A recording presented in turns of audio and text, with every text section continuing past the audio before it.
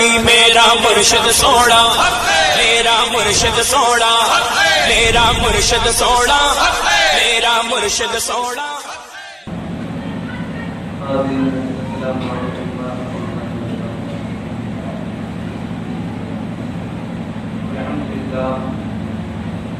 الحمد لله رب العالمين والعاقبة للمتقين والصلاة والسلام على سيد المرسلين وعلى آله وصحبه أجمعين، أما بعد فأعوذ بالله من الشيطان الرجيم،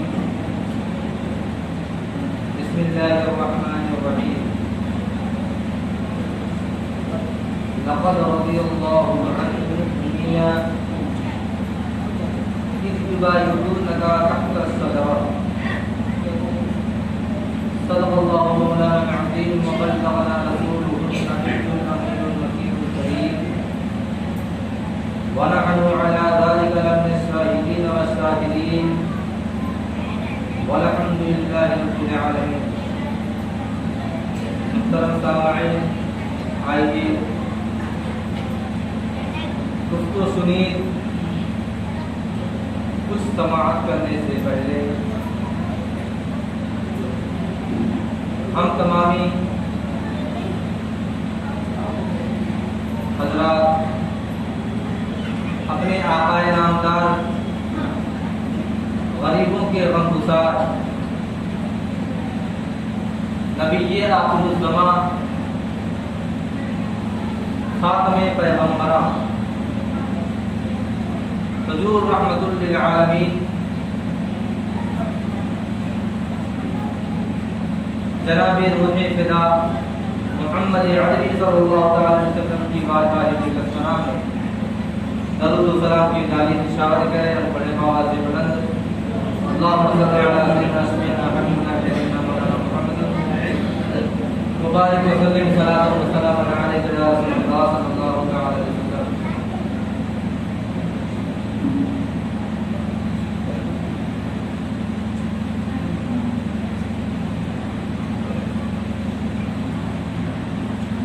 ماہ ذی الحجہ کی آج 19ویں تاریخ ہے اور اسی مہینے کی 18 تاریخ کو خلیفہ سوم جو تیسرے خلیفہ گزرے ہیں حضرت عثمان غنی رضی اللہ تعالی عنہ، ان کی شہادت کا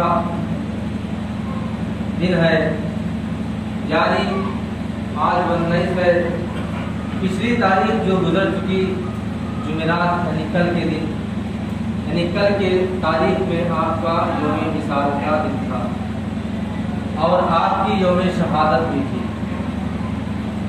حضرت عثمان غنی رضی اللہ تعالی عنہ عثمان بھی ہیں اور غنی بھی ہیں، کیونکہ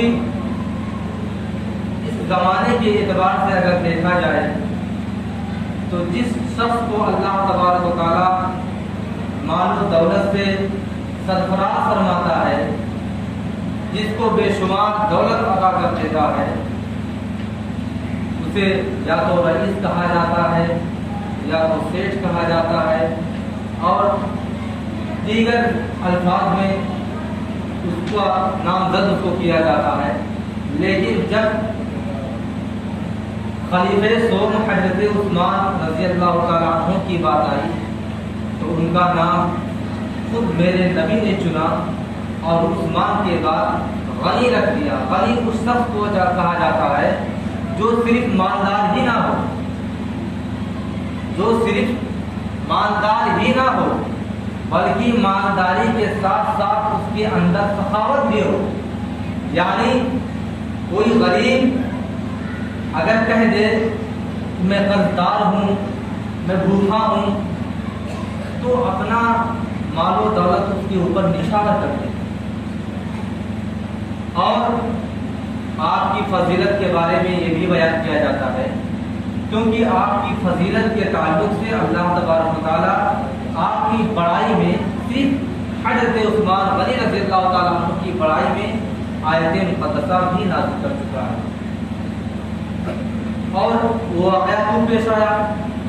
واقعہ یوں پیش آیا کہ جب مکہ اور مدینے کے درمیان انبن ہو گیا اور میرے نبی مکے سے ہجرت کر کے مدینے تشریف لے آئے اور تقریباً 9 سال کا عرصہ گزر گیا۔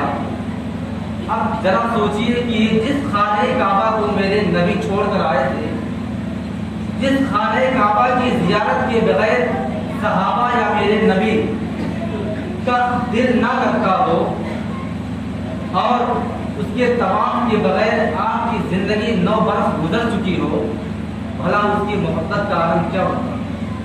بہرحال میرے نبی نے ارادہ کیا 9 ہجری میں یعنی 9 سال کے بعد کہ چل کے اس سال مکہ کی سرزمین پر عمرہ کر دیا جائے۔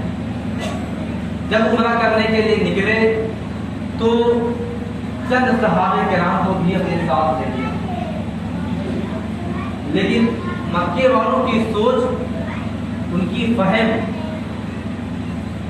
ذرا گندی تھی اور وہ لوگ سوچ رہے تھے کہ وہ لشکر لے کر آ رہے ہیں اور مکے پر حملہ کرنا چاہتے ہیں۔ اس وقت مکے کا سردار ابو سفیان تھا۔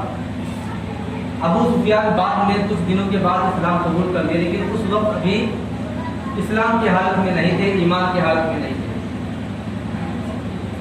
مکہ کی سرزمین سے کچھ دوری پر ایک جگہ کا نام ہے حدیبیہ۔ جب میرے نبی کا ہجوم تمام صحابہ کرام کے درمیان چند صحابہ تھے، جب تمام صحابہ کرام اور میرے نبی حدیبیہ کی سرزمین پر پہنچے تو مکہ کے کفار والوں نے آپ لوگوں کو روک دیا، یہاں سے آگے نہیں جانے دیں گے۔ کیوں؟ یہاں سے مکے کی سرزمین کی حد چالو ہوتی ہے، آپ کو اس کے حد کے باہر رہنا، ہم آپ کو عمرہ نہیں کرنے دیں گے۔ پھر بھی میرے نبی نے سوچا کہ کچھ راستہ نکالا جائے۔ اب ایک سفیر کا منتخب کرنا تھا، سفیر یعنی قاصد، قاصد جائے ان سے بات کر کے آئے، وہ بات کیا کہتے ہیں پھر یہاں آگے بتائے۔ اس کو قاصد کہا جاتا ہے، سفیر بھی کہا جاتا ہے، اور جس کو قاصد اور سفیر بنایا جاتا ہے ایسے چاہے جس کو نہیں بنا دیا جاتا، بلکہ عقل والا ہو، سمجھ والا ہو، بات کرنے کی تمیز ہو اس کے اندر، اور بات کرنے کا جذبہ اور طریقہ بھی ہو، اس کے اندر نرمی بھی ہو، یعنی کئی خوبیاں اس کے اندر جب پائی جاتی ہیں تو وہی قاصد اور وہی سفیر بنایا جاتا ہے۔ اور میرے نبی نے جس کو منتخب کیا وہ حضرت عثمان غنی رضی اللہ تعالیٰ عنہ کی ذات بابرکات تھی۔ حضرت عثمان کو میرے نبی نے منتخب کیا کہ آپ جائیے سفیر بن کر کے اور مکے والوں سے بات کیجیے کہ مجھے کیوں عمرہ کرنے نہیں دیں گے، کیا وجہ ہے۔ بہرحال جب حضرت عثمان غنی رضی اللہ تعالیٰ عنہ مکے کی سرزمین پر گئے، ابو سفیان ملا، اس نے کہنے لگے کہ میرے نبی اور کچھ صحابہ عمرہ کرنا چاہتے ہیں۔ کہا نہیں، عمرہ نہیں کرنے دیں گے، ہم مکے کی سرزمین پر نہیں آنے دیں گے۔ ہاں، ابو سفیان نے یہ ضرور کہا، ہاں اگر عثمان آپ کو اگر طواف کعبہ کرنا ہے تو کر لیجیے، آپ کو صفا مروہ کی سعی کرنی ہے تو کر لیجیے، اگر آپ کو آب زمزم پینا ہے تو پی لیجیے، لیکن میں اور تمام صحابہ اور نبی کو نہیں کر دوں گا۔ تو چونکہ اب کعبے کی حد میں حضرت عثمان غنی رضی اللہ تعالیٰ عنہ گھس چکے تھے، کعبہ آپ کے سامنے موجود تھا، آب زمزم آپ کے بغل میں تھا، صفا مروہ آپ کے پیچھے تھا، چاہتے تو آپ طواف کعبہ بھی کر لیتے، آپ چاہتے تو آب زمزم بھی پی لیتے۔ اگر کوئی شخص کئی برسوں سے پیاسا ہو اور کنویں کے پاس جائے اور پانی نہ پیے تو بڑی تعجب کی بات ہوگی کہ نہیں ہوگی۔ لیکن اب جو صحابہ میرے نبی کے پاس تھے، رکے ہوئے تھے، انتظار کر رہے تھے حضرت عثمان غنی کا کہ آگے کیا جواب لائیں گے، تو چونکہ ان صحابہ نے سوچا کہ ارے عثمان غنی تو گئے ہیں، انہوں نے تو آب زمزم بھی پی لیا ہوگا، طواف کعبہ بھی کر لیا ہوگا، ہر چیز کر لیا ہوگا، ان کی لذت ان کی خواہش تو ختم ہو چکی ہوگی، ان کی جو پیاس تھی وہ شدت ختم ہو چکی ہوگی، لیکن جب میرے نبی کے پاس آئے حضرت عثمان غنی رضی اللہ تعالیٰ عنہ واپس، تو صحابہ نے عرض کیا اے عثمان تم تو طواف کعبہ بھی کر چکے ہوگے، آب زمزم بھی پی چکے ہوگے۔ حضرت عثمان غنی رضی اللہ تعالیٰ عنہ نے جواب دیا کہ اگر میرے نبی مجھے 100 بار بھیجتے جانے کے لیے کعبہ کی سرزمین پر، کعبہ کے پاس، تو بھی میں ایک بار بھی طواف کعبہ نہ کرتا۔ کیوں؟ کہ جب تک میرے نبی میرے آگے نہیں ہوں گے طواف کعبہ میں کبھی ہرگز طواف کعبہ نہیں کروں گا۔ میں ایک چلو پانی تک آب زمزم کا نہیں پیوں گا، میں صفا مروہ کی صحیح بھی نہیں کروں گا، اگرچہ پورے مکے والے مجھے اجازت دے دیں، اگر میرے نبی میرے ساتھ نہیں ہوں گے تو میں نہیں کروں گا۔ ایسی محبت آپ نے دکھائی، ایسی الفت آپ نے دکھائی، جبکہ دوسرے صحابہ سمجھ رہے تھے کہ حضرت عثمان غنی رضی اللہ تعالیٰ عنہ تو طواف کعبہ بھی کر لیے ہوں گے، آب زمزم بھی پی لیے ہوں گے، لیکن محبت نبی سے ایسی تھی کہ آپ نے نہیں کیا، اور اسی محبت کی وجہ سے اللہ تبارک و تعالیٰ نے آپ کے حق میں آیت مقدسہ نازل کی، اور پھر ایک دوسری جگہ ایک اور آیت مقدسہ نازل کی، لقد رضی اللہ عن المؤمنین اذ یبایعونک تحت الشجرہ۔ تحقیق کی اللہ راضی ہو گیا ان ایمان والوں سے جو ایمان والے درخت کے نیچے آپ کی بیعت قبول کر لیں، یعنی اسی حدیبیہ میں ایک درخت تھا، اسی درخت کے نیچے تمام صحابہ اور نبی آرام فرما تھے، اور اسی حدیبیہ کے موقع پر تمام صحابہ کرام سے اور دیگر حضرات سے بیعت دی گئی تھی کہ اگر کل جنگ کرنے کی بات ہے مکہ کے لوگوں سے تو آپ لوگ تیار رہیں گے۔ اسی بارے میں اللہ تبارک و تعالیٰ نے حضرت جبریل امین کو بھیجا اور آیت مقدسہ نازل کی۔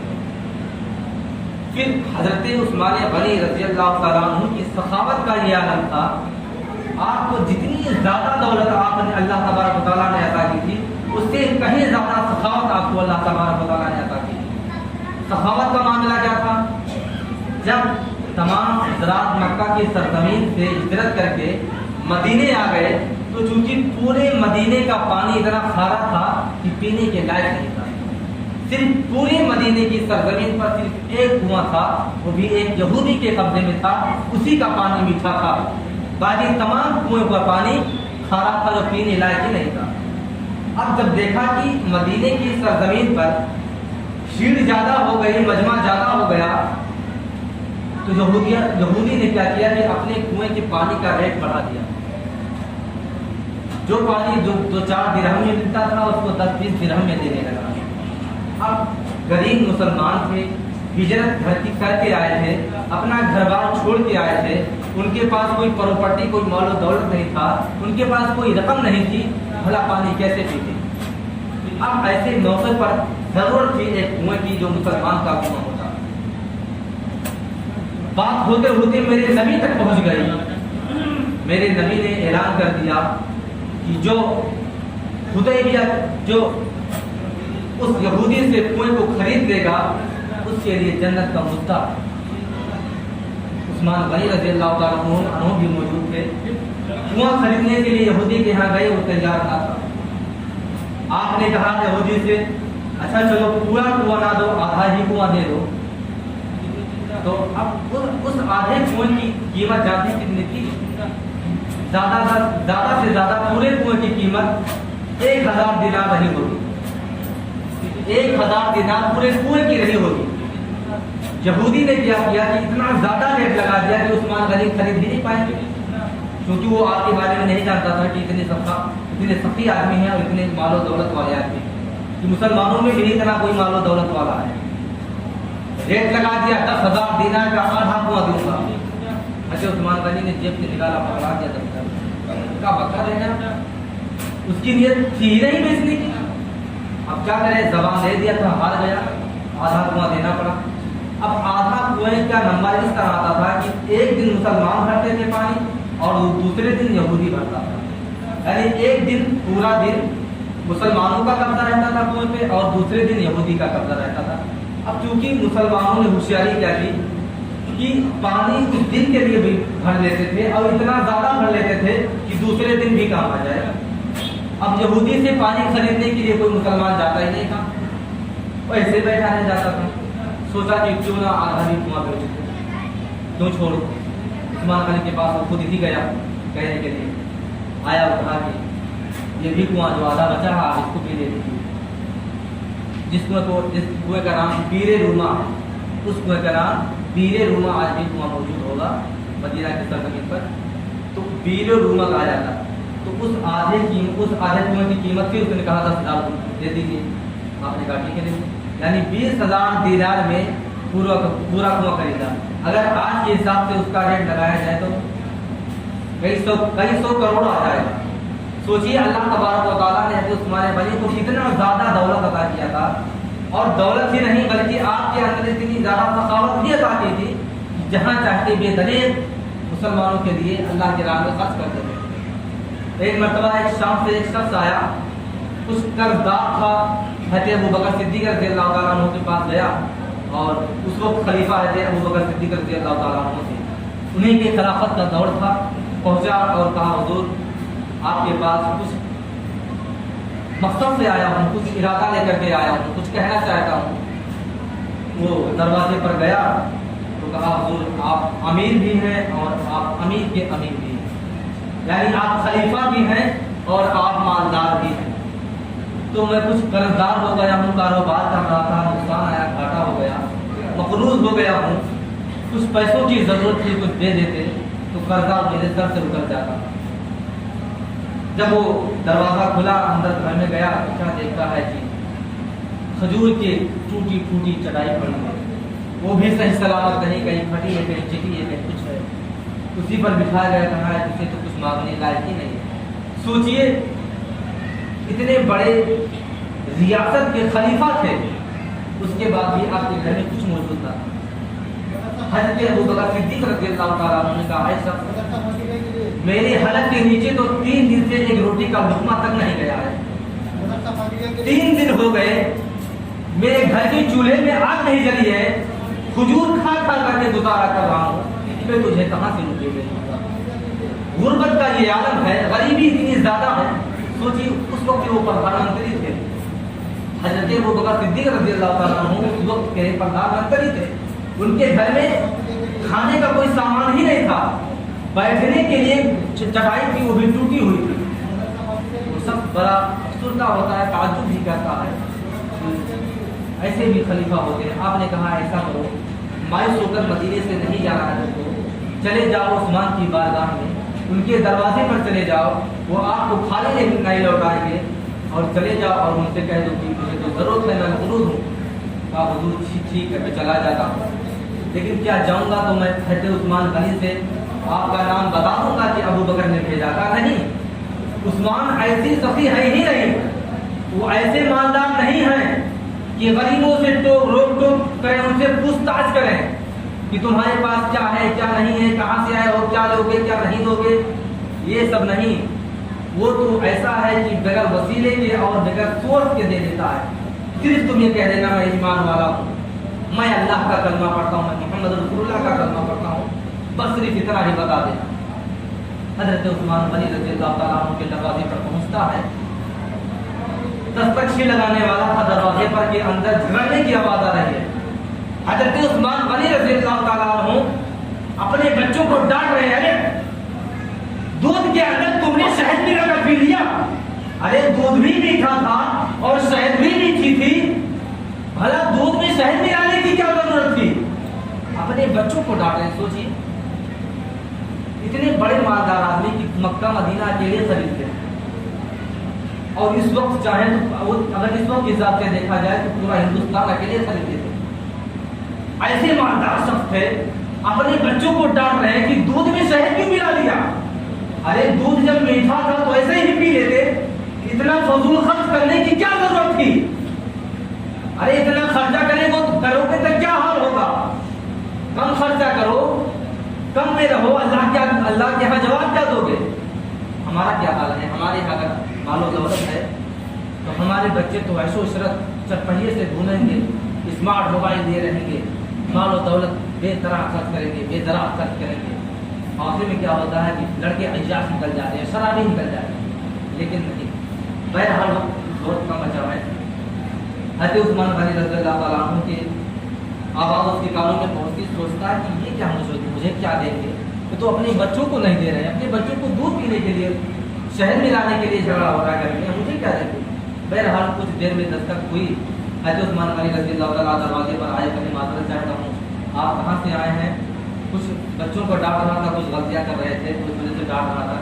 بہرحال حضرت عثمان غنی رضی اللہ تعالیٰ عنہ نے دروازہ کھولا، کمرے میں بٹھایا اور سب سے پہلے آپ نے ان کو دودھ پیش کیا۔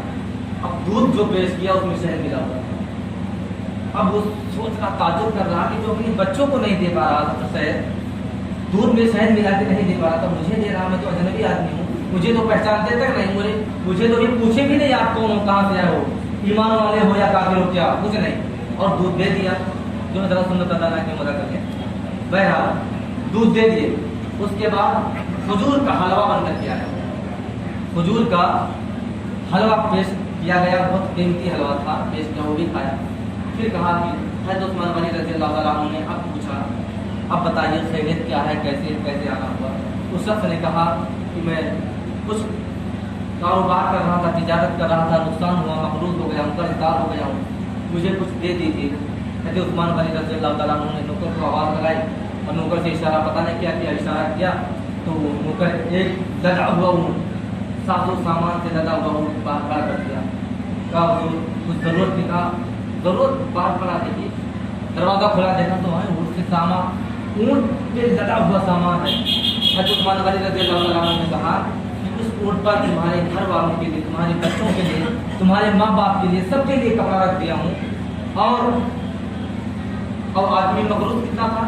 آدمی صرف 3000 کا مقروض تھا، یعنی 3000 دینار کا قرض دار تھا۔ حضرت عثمان غنی رضی اللہ تعالیٰ عنہ کو کچھ معلوم ہی نہیں تھا۔ پھر آگے آپ نے ارشاد فرمایا کہ اسی اونٹ پر کھانے پینے کا تمام سامان ہے، کئی مہینے کا کھانا پینا ہے، اس میں آپ کئی مہینے کھائیں گے تو نہیں ختم ہوگا۔ اور اسی اونٹ پر ایک تجوری میں میں نے صرف 6000 دینار رکھی ہے، معمولی 6000 دینار رکھے۔ 6000 دینار، ارے حضور 6000 دینار تو بہت زیادہ، میں تو صرف 3000 روپیہ لے جا، خرچ کرنا، اپنے کاروبار میں لگا دینا۔ کہ عثمان غنی رضی اللہ تعالیٰ عنہ کی ایسی سخاوت تھی، اللہ تبارک و تعالیٰ نے اگر آپ کو مال و دولت دیا تھا، پھر وہ شخص کیا کہنے لگا کہ حضور جا تو رہا ہوں لیکن یہ اونٹ کیسے واپس کروں گا، آپ اونٹ بھی لے جا، تجھے واپس کرنے کی ضرورت نہیں ہے۔ عثمان غنی کے دروازے سے جو آتا ہے، جو لے کے چلے جاتا ہے، اس پہ ایک چھٹاک بھی واپس کرنے کی ضرورت نہیں ہے، پورا لے جا۔ تو اللہ نے مجھے جو دیا ہے اس لیے نہیں دیا کہ میں اپنے بال بچوں پہ صرف خرچ کروں، مجھے اللہ تبارک و تعالیٰ نے دیا ہے تو میں چاہتا ہوں کہ اپنے نبی کی امتیوں پر پورا خرچ کروں، تاکہ کل اللہ تبارک و تعالیٰ کے ہاں مجھے جواب یہ نہ دینا پڑے۔ بہرحال وقت ختم ہو گیا ہے، انشاءاللہ وقت ملا تو آگے کچھ اور بھی بیان کروں گا۔ اللہ تبارک و تعالیٰ کی بارگاہ میں دعا ہے کہ اللہ تبارک و تعالیٰ ہم تمام